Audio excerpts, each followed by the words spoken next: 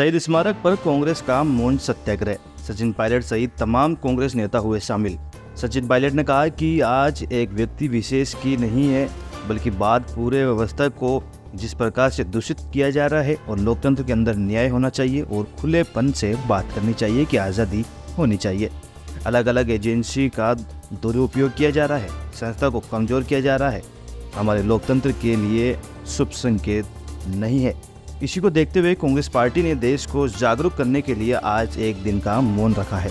Paper leak पर उठाए गए मुद्दों पर पार्टी और सरकार में सहमति है। सरकार जल्द ही इस पर एक कानून लाएगी ताकि युवाओं के भविष्य से खिलवाड़ करने वाले दोषियों पर सख्त कार्रवाई हो सके।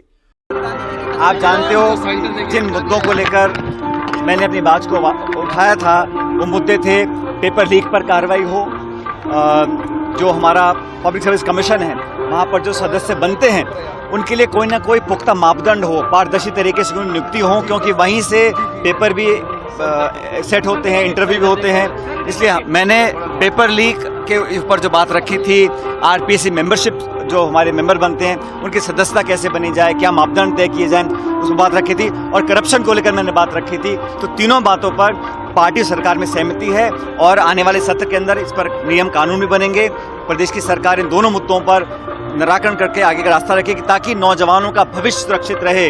हम सबकी प्राथमिकता है कि इस देश प्रदेश के नौजवान जो पढ़े लिखे हैं, शिक्षित हैं, जो अपने आप को कहीं अंधकार में देखते हैं, उनके अंदर एक मन में विश्वास जागे और पेपर लीक का जो ये प्रकरण चल रहा है इसको समाप्त किया जाए, लोगों को सजा दी जाए, सख्त कानून बनाकर उनको दंडित करने का काम किया जाए। कोई कितना भी बड़ा हो उस तक सरकार के हाथ पहुंच सकें, ये इस कानून के माध्यम से संभव हो सकेगा।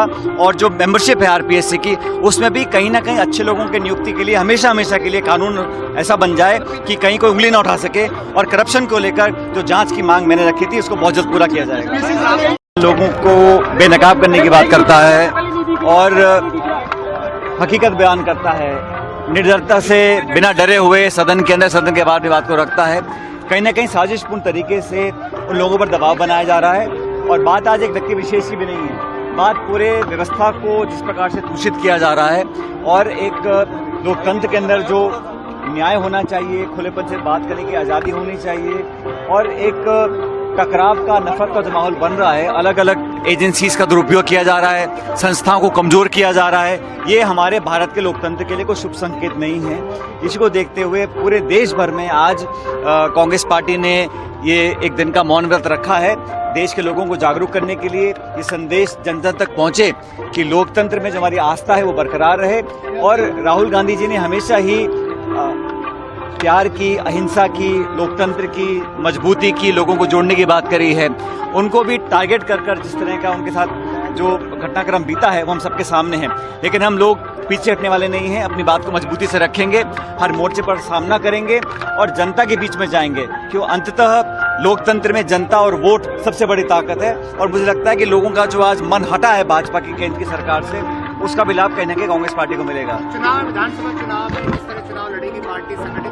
आप जानते हो अभी कुछ दिन पहले दिल्ली के अंदर खड़गे जी ने, राहुल गांधी जी ने एक मीटिंग बुलाई थी, प्रदेश के सब नेता वहाँ मौजूद थे और सबने मिलकर निर्णय लिया है कि इस बार हम इस परिपाटी को तोड़ेंगे, कांग्रेस की सरकार रिपीट यहाँ पर होगी। भाजपा के अंदर जो बिखराव है, जो आपस में सर फुटबॉल मची हुई है, सबने देख रही है। और मैं ऐसा मानता हूँ कि संगठन और सत्ता अगर मिलकर हम लोग काम करेंगे तो 25 साल का जो एक क्रम चल रहा है इसको हम तोड़ सकते हैं। जैसा वेणुगोपाल जी ने कहा, मिलकर चुनाव लड़ेंगे और हम मिलकर ही चुनाव जीत भी सकते हैं, ऐसा मैं मानता हूँ।